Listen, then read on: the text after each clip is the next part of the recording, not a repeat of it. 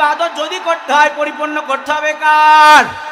আল্লাহ পাক কোরআনে বলেন, ইয়া আইয়ুহান নাসু উবুদু রাব্বাকুমুল্লাযী খালাকাকুম ওয়াল্লাযীনা মিন ক্বাবলিকুম লাআল্লাকুম তাত্তাকুন।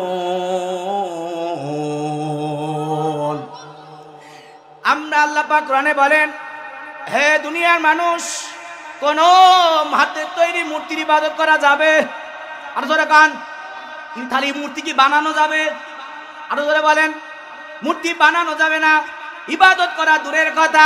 কিন্তু আজ থেকে 5 আগস্টের আগে আমরা দেখেছি ইবাদত করা তো দূরের কথা, প্রত্যেকটা মোড়ে মোড়ে কে যেন তার কলিজার টুকরা বাপের মূর্তি বানায় রেখেছিল। স্মরণ রাখো, এই সমস্ত মূর্তি বানাইয়া তুমি আল্লাহর পক্ষ হও নাই, বরং তুমি আবু জেহেল এবং শয়তানের রাজনীতি কায়েম করতে চেয়েছিলা। আর বাংলার জমিনে মূর্তি দেখতে চাই না, ঠিক কিনা?